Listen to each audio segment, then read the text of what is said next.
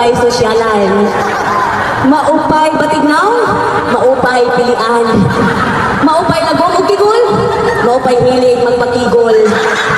Og labaw sa tanan, maupay nagmahal, maupay di pasakitan. Gikan sa RMN reproductive system, solar system, digestive system, respiratory system, o social security system. Nandito na sa inyong harapan.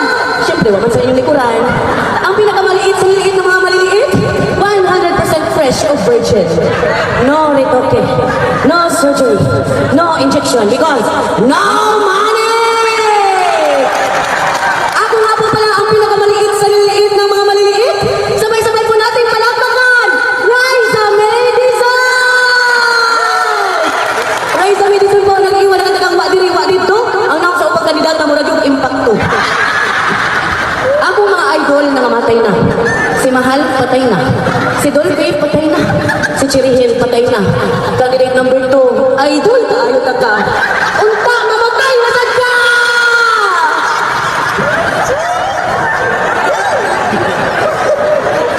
Why babay nga masakitan, nga masakitan, nga masakitan, kung ang tumboy mag-bilkater ng daan?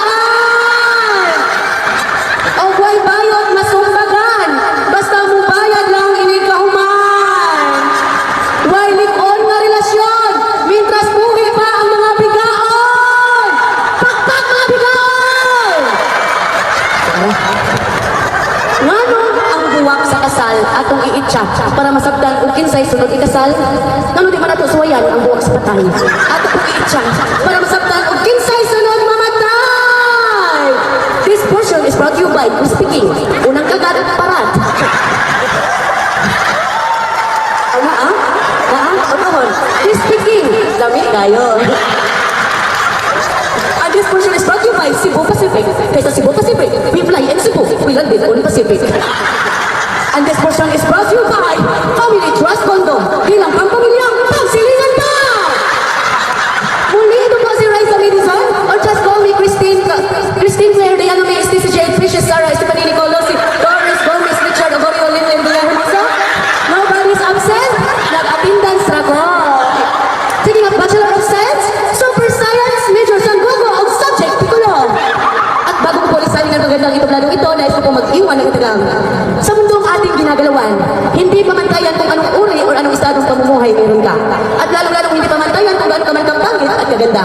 Dahil hindi man po tayo binigyan ng pisika na kaanyuan, huwag kang mabahala aking tunay na kaibigan. Dahil ang tunay na timbangan ng Diyos ay kung paano ka gumawa ng kabutihan dito sa ating lipunan. Dahil lagi po natin patatandaan na ang kagandahan ay matatagpan kapag utak, talino at talito na ang pinag-uusapan. Gikan sa lugar kundi indagang gwapo o gwapa, all the way from the city of beautiful people. I don't know why I belong, Ormoc City!